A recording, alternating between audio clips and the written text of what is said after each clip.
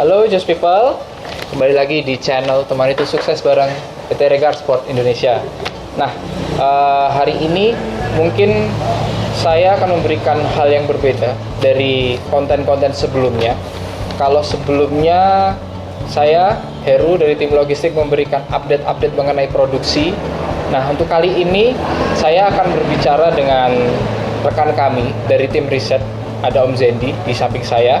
Selamat siang Om Zendi. Ya, selamat siang Om Heru. Nah, jadi siang ini saya dan Om Zendi akan ngobrol-ngobrol santai sekaligus menanggapi apa yang ada di kotak saran yang ada di sistem website regarsport.net. Nah, jadi ada beberapa komplain, ada beberapa masukan juga dari user, dari agen maupun dari reseller yang masuk ke kita Om Zendi. Jadi siang ini kita akan ngobrol ringan untuk menanggapi itu semua.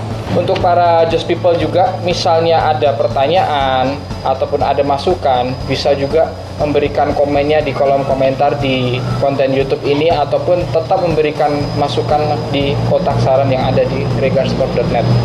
Nah, jadi gini nih, Om Zendi, langsung kita mulai aja ya. Ada dua sisi yang kita akan bahas di hari ini. Mungkin dari semua Just People ada beberapa pertanyaan dan saran yang masuk ke kita akan bahas secara acak juga. Jadi ada dari logistik, ada dari tim riset juga. Nah, kita akan mulai dari tim logistik dulu ya Om Zendi ya, sebentar ya.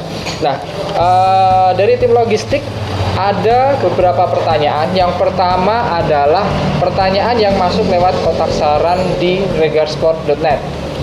Akhir-akhir ini user banyak yang komplain soal bahan traffic jarum yang tipis. Bagaimana tanggapan pihak logistik menanggapi, mengingat kita belum memiliki mesin QC kain? Nah, terima kasih untuk pertanyaannya. Betul sekali, kami sudah menerima komplain tersebut dan kami sudah membaca. Kami juga sudah meriset ulang dari internal tim logistik kami mengenai bahan traffic jarum yang kita gunakan sebagai bahan baku produksi di Regarsport. Nah, untuk komplain pada bahan traffic jarum tersebut, kita sudah memberikan beberapa sampling random produk yang masuk ke kita dari tim supplier. Jadi kita berikan sampling produk tersebut mulai dari ada yang tipis, ada yang tebal, ataupun ada yang handsfeel-nya kurang dari seperti yang biasanya. Itu kita sudah komplainkan ke pihak supplier kainnya.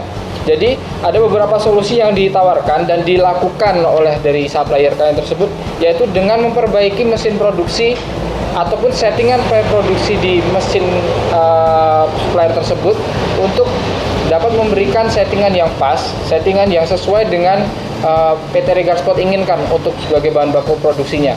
Mungkin hal ini juga sering ditemukan juga ya Om Zendi ya, dari hasil risetnya ya. Ada beberapa kain yang memang ketika diproduksi hasil jadinya berbeda gitu. Tapi memang bukan suatu kewajaran yang kita harapkan, tapi memang ini adalah sebagai masukan juga bagi kita. Terima kasih untuk komplainnya, sebagai evaluasi juga untuk kita, karena dari sekian ton kain ya yang kita beli, kita mendapatkan supply dari supplier tersebut, memang kita belum bisa memiliki mesin QC dan kita selalu mengevaluasi tersebut dari hasil-hasil kritikan yang masuk ke kita. Jadi seperti itu kurang lebihnya. Intinya dari pihak supplier sudah menanggapi dan sudah berubah juga. Pertanyaan kedua kita akan sambung ke tim riset.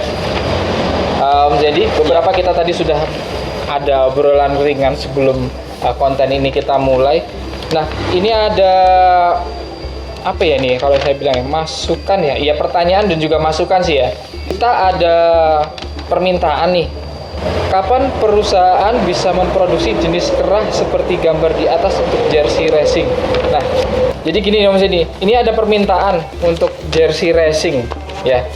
Untuk jersey racing, jadi ada yang selama ini mungkin cuma apa ya Om, V Shanghai seperti itu ya. Iya. Kalau seperti ini, kalau dari tim riset sendiri ini kerahnya gimana ya Om? Modelnya Om? Ya, menanggapi dari pertanyaan dari Om Heru terkait pengembangan kerah. Iya. Kalau kami menanggapi hal itu berdasarkan foto yang dikirim, itu dulu kita pernah membuat berdasarkan permintaan user. Nah, itu kami sebut dengan kerah polo print atau kerah polo suede seperti itu. Oh. Jadi kerahnya itu tetap memakai bahan jersey. Nah, untuk saat ini langkah kedepannya apakah menjadi pertimbangan untuk dimasukkan ke dalam menu permintaan PO atau bagaimana? Karena mungkin untuk saat ini situasinya memang belum ada ya Om ya, untuk seperti ini ya? Iya. Kalau untuk menu input pemesanan untuk saat ini kita belum menyediakan karena produk ini tergolong baru untuk spek kerah ini. Jadi kami masih memerlukan beberapa pertimbangan terkait masukan dan saran terkait pengembangan spek kerah ini. Kalau memang market membutuhkan sekali terkait spek kerah ini, maka kami akan tindak lanjuti lebih cepat lagi seperti itu. Oke. Jadi just people ya, sedikit jawaban dari Om Zendi tadi. Jadi Om Zendi memberikan jawaban bahwa sebenarnya dulu sudah pernah kita buat ya. Iya, sudah.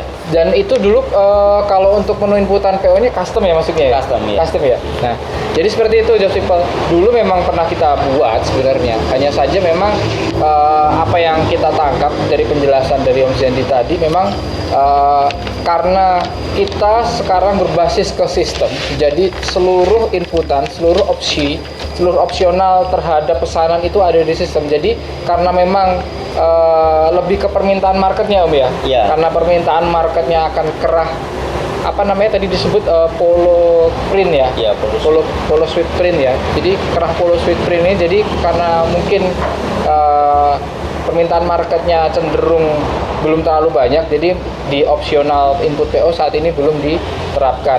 Hanya saja memang tidak menutup kemungkinan untuk itu ya Om ya, karena namanya juga permintaan pasar pasti dari model, dari apa namanya minat pasar pasti akan berubah setiap waktunya. Benar ya. Nah, tetap itu akan menjadi data riset di tim Regal Sport karena seluruh kerah, seluruh lengan, seluruh apapun yang ada di jersey itu ada di datanya tim riset. Jadi jangan khawatir apabila memang itu kiranya suatu saat nanti diperlukan pasti akan kita masukkan ke dalam inputan PO dan akan kita produksi untuk user juga. Ya. Nah, lanjut nih Om Zendi nih, ada pertanyaan berikutnya. Kualitas jahit saat ini apakah sudah sesuai standar kualitas pabrik? Karena kebetulan usernya ada yang order buff, dipakai satu kali, jahitannya sudah putus. Bagaimana tindakan yang akan diambil tim riset ke depannya untuk menjamin perbaikan kualitas jahit ini? Ya. Gitu Om. Oke, untuk menjawab pertanyaan kedua, ini terkait produk buff. Di sini saya diberi foto hasil produk yang sampai di tangan user, di mana produk ini yang menjadi komplain ke manajemen seperti itu. Nah, dari foto ini kami lihat ini bukan jahitan yang putus, tapi ini jahitan yang kendor, di mana disebabkan oleh settingan mesin jahit yang kurang kencang seperti itu, yang kurang pas. Karena produk buff ini itu tergantung dengan kainnya juga. Jadi setelan mesin jahit itu tidak bisa disamaratakan dengan jenis kain, semua jenis kain seperti itu. Jadi jenis kain dry fit dengan spandek itu setelan mesinnya juga akan berbeda. Nah, kasus ini merupakan human error dari penjahit kami. Dan human error juga di bagian divisi QC kami seperti itu. Nah, untuk langkah ke depan untuk menanggapi hal ini supaya tidak terulang kembali sampai di tangan user, dari langkah dari tim riset itu akan melakukan edukasi lebih kepada divisi jahit, di mana yang memproses jahit produk jadi dengan divisi QC yang dimana dia benar-benar harus menjaga kualitas jahitnya itu tersendiri. Mungkin jawaban pertanyaan kedua itu Om Heru. Oh ya, oke, just people. Jadi seperti itu tadi jawaban dari tim Sandy. Sedikit menyimpulkan saja, memang karena untuk kain yang digunakan ketika akan dijahit itu dari setiap jenis karakteristik kain itu membutuhkan settingan mesin yang berbeda ya Om ya. Iya. Jadi gitu ya. Jadi gini, just people. Untuk yang disampaikan Om Zendi tadi pasti akan kita terapkan, pasti akan kita edukasikan ulang ke divisi jahit, karena seperti yang mungkin just people bisa lihat di konten kami sebelumnya bahwa ada satu konten yang dimana memberikan informasi bahwa kita ada pertemuan rutin bulanan ya Om ya dengan divisi jahit ya, tim titik jahit ya yang ada di Regar Sport. Nah, pertemuan tersebutlah yang dimana kita akan menyampaikan seluruh komplain, seluruh saran, seluruh masukan dan seluruh perubahan terkait agenda tim riset yang diuntukkan untuk tim jahit. Jadi supaya evaluasi yang masuk ke kami itu kita bisa berikan masukan ke titik jahit supaya hasil jadinya akan lebih baik lagi. Jadi sekali lagi mohon maaf apabila memang ada user yang menerima barang jadi dari kami dan hasilnya kurang memuaskan. Sekali lagi kami akan memperbaiki itu semua dan juga akan mengevaluasi dari semua divisi supaya hasilnya akan lebih baik lagi. Nah, setelah 2 pertanyaan di tim riset, kita akan balik lagi ke divisi logistik. Nah, kali ini saya menerima pertanyaan. Kayaknya ini pertanyaannya ini Om Zain ini. Sambungan dari yang tadi. Tadi kan ada komplain mengenai Revit jarum yang tipis. Iya. Nah, ini ada pertanyaan yang kedua. Apakah perusahaan akan menghadirkan jenis bahan jersey yaitu Revit Milano dan Smash? Kalau bicara ini gimana ya nyampeinnya? Oke, kita sampaikan bahwa untuk Revit Milano sebenarnya sudah ada agenda riset internal dari tim logistik yang nantinya mungkin kita akan juga soundingkan ke manajemen juga. Manajemen sebenarnya mengetahui juga. Mungkin kita akan sounding juga dengan tim riset. Kita akan membuat suatu research produk yang menggunakan kain Revit Milano itu. Yang jelas memang kita sudah membuat agenda dengan salah satu pabrikan Revit Milano tersebut untuk langkah kedepannya, next stepnya kita sedang melakukan review untuk penyesuaian spek kainnya. Jadi kenapa kita harus review? Karena begini, just people, untuk review spek kain tersebut kita harus memberikan suatu yang kiranya nanti ketika diproduksi, yaitu ketika dipotong seratnya juga harus bagus, handsfree-nya juga harus bagus, bagaimana dengan dimensi potongnya. Nah, kemudian kita juga bicara ketika di pressing, ketika di pasca pressing, ketika sebelum di pressing apakah penyusutannya sekian persen. Nah, itu kita harus bahas juga dengan dengan suppliernya. Jadi saat ini kita sedang melakukan langkah tersebut. Nah, untuk nextnya apabila memang dirasa dengan spek yang kita mau, dengan kontur Revit Milano yang seperti itu bisa diterapkan di hasil jadi dan hasilnya juga memuaskan, kemungkinan juga kita nggak menutup celah untuk menggunakan bahan tersebut sebagai bahan dasar di jersey tersebut ya Om ya. Iya. Tapi memang risetnya itu nggak segampang ya itu ya. Jadi memang benar, ya. Memang butuh proses panjang karena juga kita nggak mau sekali lagi memberikan hasil jadi, barang jadi yang tidak sesuai pesanan, apalagi yang kualitasnya tidak memuaskan untuk para user semuanya di sini. Jadi jawabannya mohon ditunggu update dari kami. Mohon silahkan penasaran terus karena kami akan memberikan update lebih lanjut apa saja yang kiranya dari tim logistik akan berikan hal yang baru terhadap just people semuanya. Nah, lalu selanjutnya kita balik lagi ke tim riset. Nah, banyak sih sebenarnya, tapi mungkin kita ada beberapa pertanyaan yang akan kita bahas di sini. Selanjutnya seperti yang saya jelaskan tadi, ada komplain dari user untuk jersey yang dipesan baru dipakai pertama, bagian ketiaknya sudah robek, ukuran lengan kurang lebih 10 cm. Maksudnya robek kurang lebih 10 cm nih kayaknya. Ya. Jika kasus seperti itu termasuk pada kualitas jahit atau perbaikan pola baju penanganannya.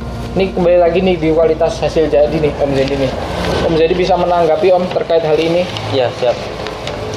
Saya menanggapi pertanyaan ketiga dari Om Heru, di mana komplain terkait kualitas produk tersendiri gitu. Nah, untuk menanggapi pertanyaan ketiga ini sebenarnya maksudnya seperti ini. Jika mengajukan pertanyaan itu tolong didetailkan, misalkan ada foto ketika produk itu dipakai, dikenakan seperti itu. Terus kemudian di pertanyaan ini tadi lengan kurang 10 cm. Nah, tolong juga ketika komplain seperti ini difotokan juga ketika produk itu dipakai. Apakah benar-benar lengan itu memang kurang seperti itu. Kalau pertanyaan ketiga ini saya kurang bisa menjawab sedetail apa yang dimaksudkan user atau agen yang bertanya Om. Iya. Jadi saya jawab secara umum saja. Jadi kasus di komplainan ketiga ini ada beberapa perspektif atau pemahaman kami. Pertama yaitu apakah size produk itu sesuai dengan yang memakai seperti itu. Terus kemudian kedua bisa jadi dari kualitas jahitnya. Ketiga bisa keterkaitan dengan apa yang dijelaskan Om Heru tadi, yaitu terkait material logistik. Keempat, ada human error ketika proses produksi. Terakhir kelima adalah pola. Nah, ada lima faktor yang itu perlu disimpulkan lagi, didetailkan lagi supaya kami lebih jelas untuk menindaklanjuti hasil komplainan ini seperti itu. Oh ya. Untuk memberikan suatu pemahaman terkait misalnya memang kita tidak menutup kemungkinan bahwa adanya kesalahan dalam pembuatan produk. Oleh karenanya kenapa kita memberikan suatu fasilitas yaitu cover complaint ya, garansi 100% ya untuk produk yang tidak sesuai. Nah, jadi di sini Om Tante semuanya seluruh jaringan Regarsport mungkin dari yang disampaikan ini bahwa ada bagian ketiak yang robek dan ukuran lengan kurang 10 cm. Mungkin ketika misalnya memberikan komplain ataupun kritikan ini bisa juga disampaikan ke reseller ataupun agen yang akan menyampaikan itu ke SAM. Ketika itu dimasukkan ke SAM akan menjadi suatu cover komplain nantinya yang bisa dibantu oleh Om Asep ya untuk PIC-nya saat ini ya Om ya. Jadi ketika dimasukkan ke cover komplain memang ada beberapa hal detail yang perlu diperhatikan bahwa bagaimana cara penyampaiannya dan bagaimana cara penanganannya nantinya. Nah, untuk di cover komplain itu kurang lebih seperti ini. Jadi akan ada penanganan lewat grup WhatsApp yang dimana di dalam grup WhatsApp itu tertampung dari agen, reseller, ada produksi juga ya Om ya, ada logistik ya. Jadi di sana akan memberi sebuah solusi dan sebuah penanganan terkait apa yang terjadi dari produk yang kurang memuaskan tersebut. Misalnya kita bicara mengenai ketiak yang robek ini ya Om ya. Iya. Ketiak yang robek ini mungkin bisa diberikan penanganan cover komplain terhadap SAM-nya yang terkait. Jadi nomor IDPO-nya berapa, size bajunya apa, kemudian kemungkinan dari faktor-faktor tersebut bisa kita jabarkan, misalnya faktor pola. Nah, faktor pola ini memang berpengaruh, bisa saja diproduksi ketika di divisi check drop ternyata ada salah pengambilan pola ataupun waktu di printing salah pola atau salah size. Nah, itu bisa juga, tapi pembuktiannya memang harus diukur terlebih dahulu. Nah, terus yang kedua, apakah memang sesuai? Jadi user yang memakai produk tersebut apakah sesuai size-nya dengan produk yang dipakai? Misalnya produk yang dipesan itu ukurannya L, tapi ternyata usernya ukurannya lebih besar, mungkin XL ataupun double XL. Otomatis memang tidak bisa dipungkiri ketika dipakai akan terasa terlalu ketat dan akhirnya ketika dibuat beraktivitas akhirnya sobek. Nah, jadi seperti itu just people ya, menanggapi. Ada beberapa faktor yang sudah dijelaskan oleh Om Zendi tadinya. Jadi mulai dari human error ketika produksi, pola, kualitas jahit dari jenis kain ataupun dari segi sizing user yang memakai produk tersebut. Jadi kurang lebih seperti itu. Nah, setelah dari pertanyaan itu tadi, mungkin kita tidak bisa membahas semuanya karena dari tim riset pertanyaan yang kita bisa jawab baru seperti itu. Selebihnya tidak apa-apa, kita akan buat konten lagi yang mengenai tim riset, mungkin mengenai cover produk, cover komplain produk, dan kita akan bahas lebih lanjut mengenai penanganannya. Nah, sebenarnya ada satu pertanyaan yang tadi sudah terlanjur kita bahas, yaitu tadi cover komplain Om. Jadi gimana? prosedural cover komplainnya ditanya ini, bagaimana dengan cover garansi yang memang sudah sempat update produksi ritme, mengingat itu juga masuk ke jaminan regular spot. Ya, kita sepakat ya Om ya, kalau cover garansi memang harus jadi prioritas ya Om ya. Iya harus ya. Ya, jadi kita sepakat memang kita dari tim logistik, dari tim riset dan dari tim produksi seluruh di tim ini kita sepakat untuk cover komplain kita akan jadikan prioritas. Oleh karenanya, tolong bantu kami ketika memang ada cover komplain, berikan informasi sedetail-detailnya supaya apapun kesalahannya bisa langsung terdeteksi, bagaimana penanganannya bisa langsung ditangani, dan hasil jadinya pun bisa segera kita sampaikan ke user. Jadi seperti itu untuk cover komplain. Tetap kita akan jamin 100% garansinya terkait dengan produk-produk yang tidak sesuai dengan keinginan dari user. Tapi jangan sampai satu hal yang perlu dilupakan adalah validasi. Ya, ingat selalu validasi mulai dari desain sampai ke validasi layoutnya. Jangan sampai ada kesalahan validasi, karena ketika itu terjadi kesalahan dari validasi reseller, maka hasil produknya pun pasti tidak sesuai ya Om ya. Benar, ya. Kurang lebih seperti itu. Nah, kita lanjut lagi ke logistik. Nah, ini Om, ini buat jadi bahan kita juga riset nih Om. Gimana? Ada dua lagi yaitu mengenai rib karet ya, karet, tapi kalau saya tangkap ini rib lengan Om, rib lengan, tapi saya belum tahu juga ini apakah rib lengan yang digunakan di jaket ataupun yang di manwes ya, yang Benar, rib katun itu. Iya. Nah, ini mengenai karet rib, ada permintaan kualitasnya tolong ditingkatkan lagi, karenanya dia sudah order dan sudah sempat ketemu dengan beliau hari ini, dia mau order lagi. Terus yang kedua, ini dulu aja kita bahas. Yang kedua soalnya mengenai sampling kain. Nah, mengenai rib ini Om, sebenarnya kita udah riset ya Om ya. Iya. Beberapa memang ada beberapa perubahan rib, terutama rib katun ya. Kalau untuk rib jaket sebenarnya kita hanya ada satu supplier, dan saya rasa rib jaket yang kita gunakan saat ini memang sudah benar-benar sudah merupakan rib yang terbaik dari apa yang beberapa rib dari beberapa supplier yang kita sudah bandingkan ya Om ya. Om Zedi mungkin sudah meriset juga ya untuk itu ya. Udah kalau. Memang yang saat ini yang kita pakai udah bagus ya. Iya. Hanya saja memang untuk rib jaket saat ini yang masuk di optional inputan PO memang hanya terdiri dari satu jenis warna saja, yaitu warna rib hitam untuk yang jaket. Nah, mungkin ini yang sedikit perlu pembahasan yaitu rib katun ya. Nah, rib katun ini pertama memang kan ada beberapa warna ya dari rib katun ini.